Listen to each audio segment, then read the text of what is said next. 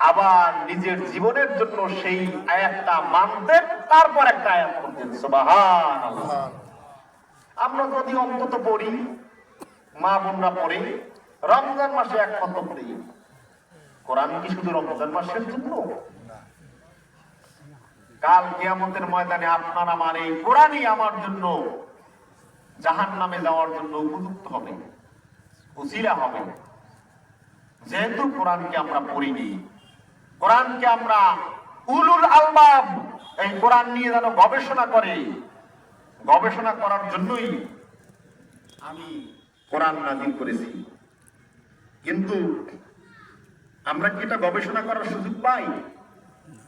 পাই না কেন? কোরআন আমরা গবেষণা করার সুযোগ পাই না কেন? বলবেন পাবো কি? কোরআন তো কঠিন, আমরা কেমনে কোরআন পড়ব? এই বলি না, কোরআন কঠিন, আমরা কোরআন কেমনে পড়ব? কিন্তু আল্লাহ তাআলা কি বলতেছেন? আল্লাহ তাআলা বলতেছেন সূরা কমারের মধ্যে, সূরা কমারের মধ্যে আল্লাহ তাআলা বলেন, আউযু বিল্লাহি মিনাশ শাইতানির রাজীম, বিসমিল্লাহির রহমানির রহিম, ওয়ালাকাদ ইয়াসসারনাল কুরআনা লিযিকর ফাহাল মিন মুদ্দাকির। এই আয়াতটি একটা সূরার মধ্যে কয়বার এসেছে? 3 বার এসেছে। আল্লাহ তাআলা জানাই দিলেন কোরআনকে মানুষের বোঝার জন্য আমি সহজ করে দিয়েছি। সুবহানাল্লাহ। একটা সূরার মধ্যে 55টি আয়াত, তার মধ্যে 3টি আয়াত একই রকম। ওয়ালাকাদ ইয়াসসারনাল কুরআনা লিযিকর ফাহাল মিন মুদ্দাকির। আমি কোরআনকে বোঝার জন্য সহজ করে দিয়েছি, কে আছো কোরআন দিয়ে উপদেশ গ্রহণ করবে? সুবহানাল্লাহ। আপনাদের কি খারাপ লাগে? না। কোরআন থেকে আল্লাহ তাআলা উপদেশ নেওয়ার জন্য বলেছেন, আমরা কি উপদেশ নেই? কোরআন পড়ার শুরুতেই আমরা আউযু বিল্লাহি মিনাশ শাইতানির রাজীম পড়ি না? কেন করলাম? বিতাড়িত শয়তান থেকে আল্লাহর কাছে আমি ক্ষমা প্রার্থনা করছি। শয়তান সৃষ্টি করেছে কে? শয়তানের মালিক কে? আল্লাহ। আপনি যদি কোনো বাড়িতে যান, গেলে ওই বাড়িতে যদি একটা কুকুর পালে, আমি কয়টা পর্যন্ত আলোচনা করব? 9টা। তা তো বলতে পারি না হুজুর, আবার ভুল হইতে পারে আমার। প্রতিপক্ষ যেন আমাকে জানায়। যদি কোনো বাড়িতে যাই, সে বাড়িতে যদি পোষা কোনো কুকুর থাকে, কুকুর ওই ব্যক্তির দিকে ধাওয়া করে না? ধাওয়া করে? আচ্ছা, আপনার আমার হাতে যদি লাঠি থাকে আর কুকুরকে যদি আমিও ধাওয়া করি, আপনি ধাওয়া করেন, তাহলে কুকুর কি থামবে? আরো চেপবে। কিন্তু কুকুরের মালিক যদি বলে থাম, এরপর আর কোন শব্দ আছে? ঠিক শয়তানের মালিককে। এজন্য আল্লাহর কাছে বলেছে, আল্লাহ ওই শয়তান থামান। কথা কি বুঝছেন? এজন্যই আমরা শুনতে বলি আউযু বিল্লাহি মিনাশ শাইতানির রাজীম। বিতাড়িত শয়তান থেকে আল্লাহ আপনার কাছে মাফ চাই। বলতে পারেন শয়তানের এত পাওয়ার দিল কেন আল্লাহ? জমিনে সেজদা দেওয়ার মতো কোনো জায়গা ওই শয়তান বাকি রাখে নাই। 6 লক্ষ বছর পর্যন্ত আল্লাহর ইবাদত করেছি। আপনি আমি কয়দিন ইবাদত করছি? একটা মসজিদে যদি কমপক্ষে 100 লোক ধরে, সব জায়গাগুলো নামাজ পড়তে পারছেন কেউ? ও সারা দুনিয়ার সেজদা দেওয়ার জায়গাগুলি সব জায়গায় ও সেজদা দিয়েছে। ও দাবি করলে আল্লাহ ফালাই কেমনি? কথা কি বুঝেছেন? বিষয় হলো এখানে। যাই হোক, কি বলতে চেয়েছিলাম যে আলোচনা রাখছিলাম কোথায়? হ্যাঁ, কোরআন শরীফ তাকের উপরে রায়। তাকের উপরে, তারপর আরো সামনে গেছি। তো যাই হোক,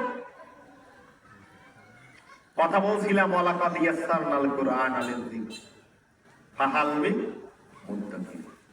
আমি কোরআনকে সহজ করে দিয়েছি, আর কে আছে এই কোরআন থেকে কি করবে? উপদেশ গ্রহণ করবে। আমরা তো দেখি কোরআন সহজ না, তাই দেখি না?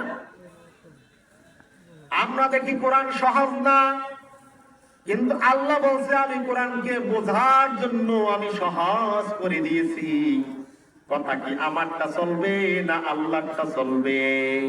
আল্লাহটা চলবে। কথা কি আমারটা ঠিক না আল্লাহরটা ঠিক? আল্লাহটা ঠিক।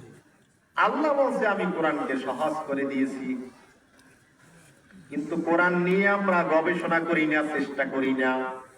কেউ বা কোরআন শিখতে পারি নাই, কোরআন আর শেখার জন্য চেষ্টা করি না। আপনি যদি পারেন, আপনার 10 জন একাত্র হবেন, 20 জন একাত্র হবেন, টাকা খরচ করবেন মাত্র 120 টাকায় কিনবেন একটা বই কাওয়ায়েদ, বলবেন আমাদেরকে কোরআন শিখান।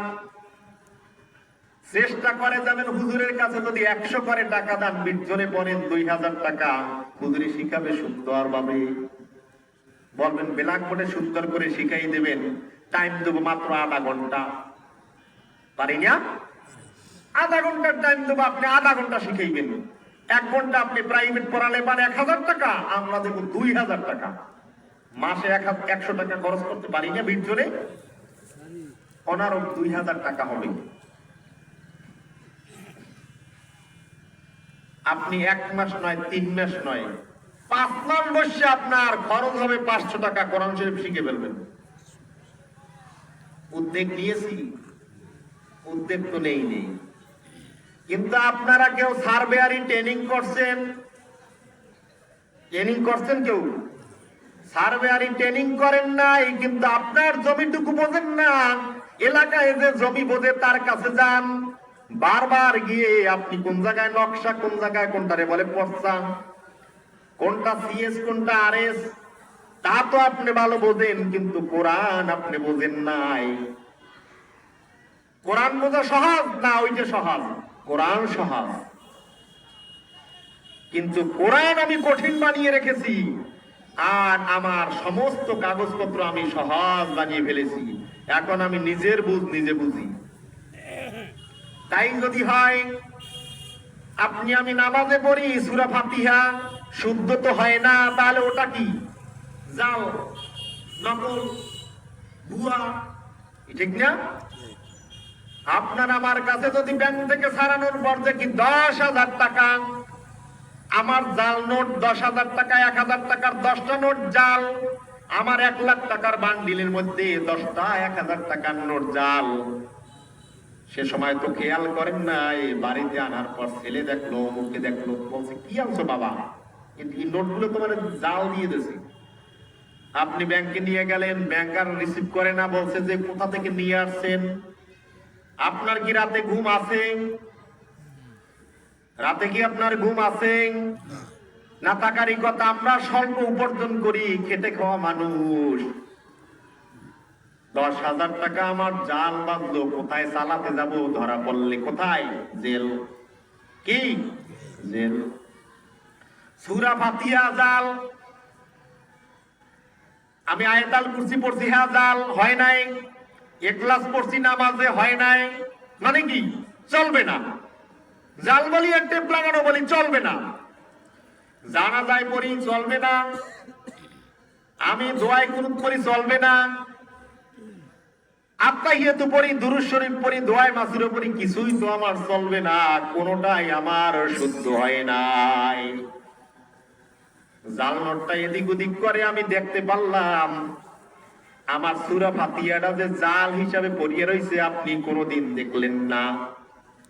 দেখছি আমরা? আপনি কোনোদিন? আমি ইমাম সাহেবকে বলেছি দেখেন আমার সূরা ফাতিহাটা হয় কিনা, তাও বলি নাই। বলেছি? একজন ইমাম সাহেব বললেন যে আজকের জুমায় তো তাবারকজা দেখি আর মুসল্লি দেখি, তাতে এই তাবারক যদি এক পিস করে জিলাপি দেওয়া হয় তাহলে সবাই পাবে না। তিনি হঠাৎ একটা বুদ্ধি নিলেন যে মুয়াজ্জিনকে বলেন থামেন, ঘোষণাটা আমি দিই, নামাজের পরে যে দোয়া আছে এটা আমি জানাই দিই। বলেন নামাজের পরে দোয়া আছে, তবে নামাজে আমরা যা যা পড়ি সূরা ফাতিহা থেকে একদম দোয়া মাসুরা পর্যন্ত সবাই একটু পড়া নেব, ওই পড়াটা নিয়ে আমরা দোয়া করব।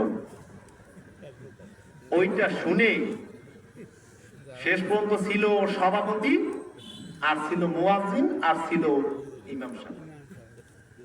সভাপতি গেলে তো ধরা পড়িয়ে যায়, উনি জান নাই, আর মুসল্লি নাই। তিনজনে ইচ্ছা মতো দোয়া করে, তা আবার বেশি বেশি করে নিয়ে বাড়ি চলে গেছে।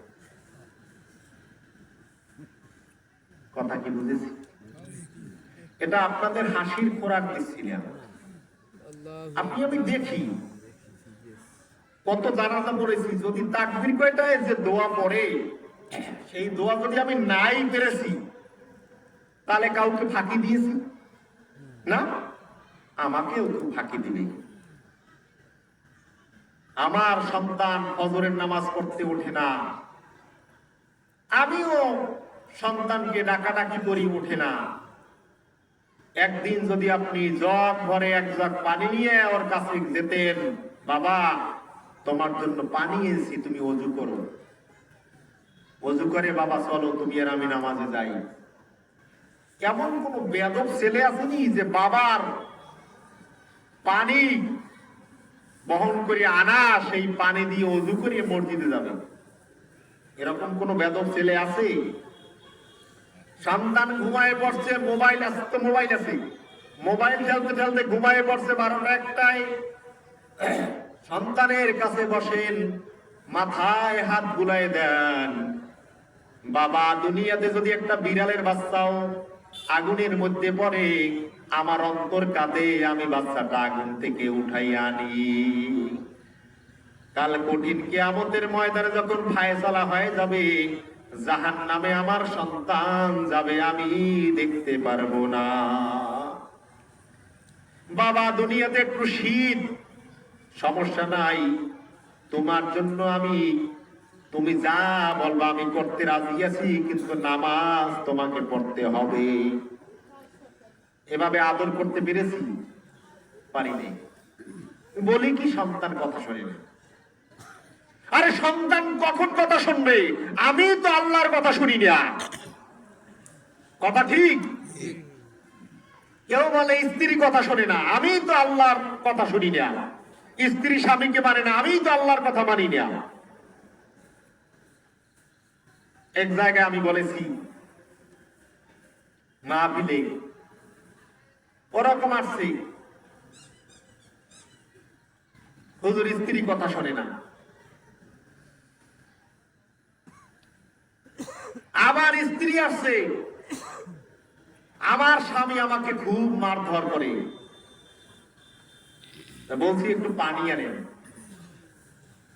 পানি পরিয়ে দিয়া বললাম, আপনার স্বামী যখন রাগ হবে তখন আপনি একটু পানি মুখে দিবেন, ফালাবেনও না, খাবেনও না। পানিটুকু মুখে দিয়ে ফালাবেনও না, খাবেনও না। বলছে হুজুর সেটা কেমন? বলছে আমি বলছি যে আমি এটা আপনি প্র্যাকটিস করেন, ইনশাল্লাহ আপনার স্বামী আপনাকে মারবে না। স্বামীর কথায় যদি স্ত্রী জব না দেয়, কোন স্বামী মারে? তো যাই হোক, আমি আল্লাহর কথা মানি না, আমার সন্তান আমার কথা মানে না, আমার স্ত্রী আমার কথা মানে না। সুতরাং আমি যতদিন না পর্যন্ত আল্লাহকে না মানব, ততদিন পর্যন্ত আমার কেউ আনুগত্য করবে না। আমার ব্যবসা প্রতিষ্ঠান থাকলে আমার কর্মচারী আমার কথা শুনবে না, কেন শুনবে? আমি যদি আল্লাহর কথা শুনি। সম্মানিত উপস্থিতি, আমাদেরকে উপদেশ নিতে হবে কি থেকে? কোরআন থেকে। আমাদেরকে কোরআন থেকে উপদেশ নিলেই আমাদের জীবনটা সুন্দর হবে, আমাদের জীবনটা হবে আখিরাতমুখী। কারণ আমরা দুনিয়াতে দেখি, আমার যদি ঝোঁক থাকে এরকম, আমি বাসা থেকে বের হয়েছি, যতজন মুসলমানকে দেখবো, মুসলমানকে কি দেব? আসসালামু আলাইকুম ওয়া রাহমাতুল্লাহ। কত নেকি হবে? 90 নেকি। আমরা ঘরে সবাই সালাম দেই? ঘরে সবাই সালাম দেই না। স্ত্রী যদি আপনার সাথে রাগ করে, অভিমান করে, কথা না বলে, আপনি এসে আগে সালাম দেন। একবার সালাম দেবেন, সে কথা বলে না, এই দ্বিতীয়বার আবার সালাম দেন। কথা বলে না, আবার সালাম দেন। আপনার স্ত্রী মুস্কি হাসি দেবে। এর আগে যে আপনি রাগ হয়েছেন, প্রয়োজন মনে করেছেন, তার গায়ে হাতও দিয়েছেন, সালাম দেন, সে আপনার কষ্ট দেওয়া কষ্টটুকু ভুলে যাবে। মসজিদ থেকে বাসায় ঢুকবো, সালাম দিই, আসসালামু আলাইকুম ওয়া রাহমাতুল্লাহ। আমার সন্তানও শিখবে সালাম। পারবো না? সালাম দিবেন। সালাম দেওয়ার অভ্যাস আমাদেরকে করতে হবে।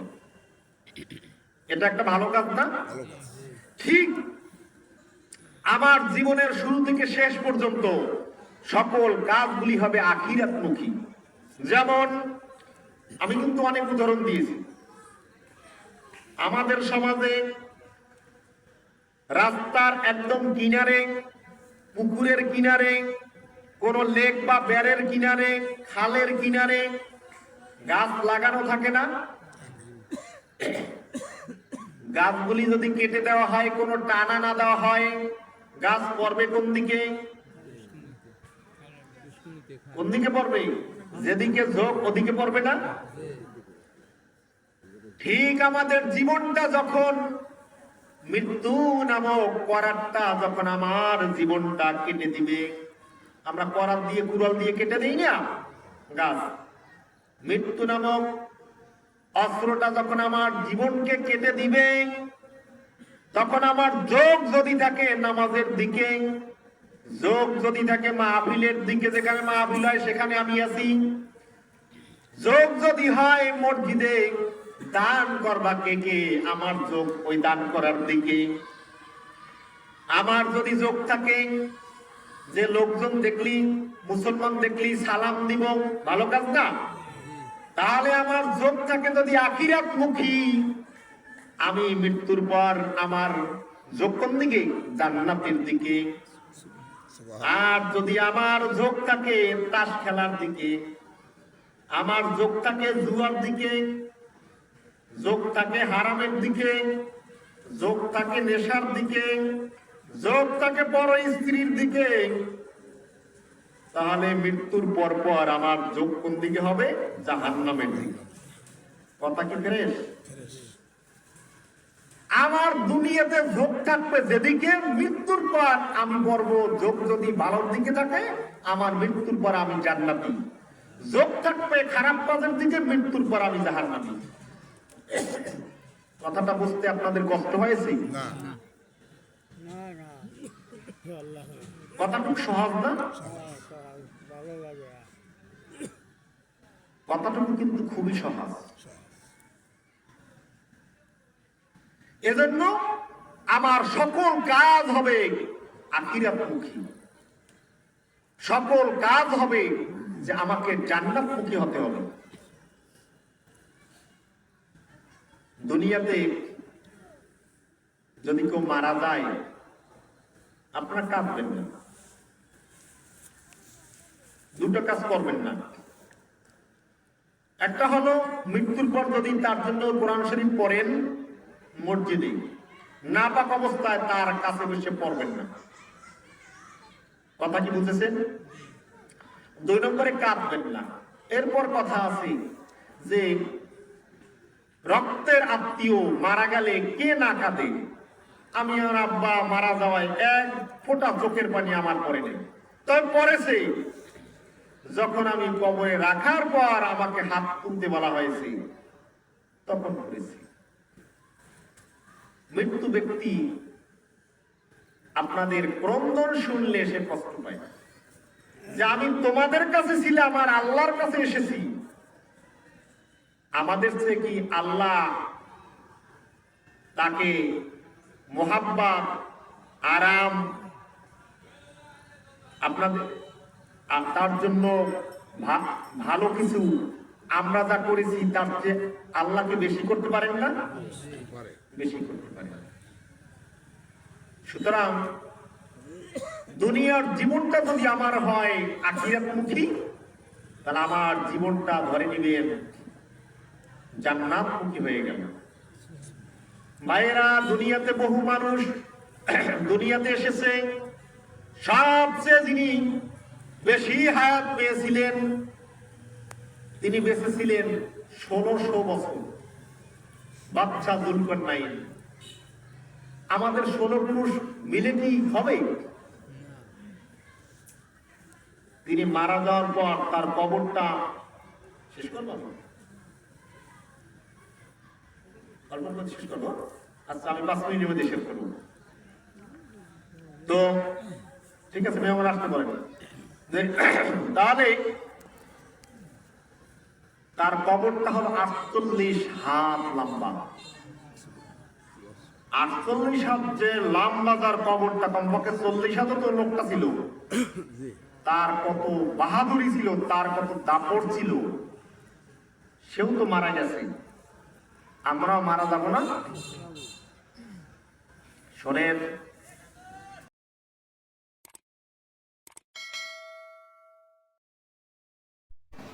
SM Sujan records.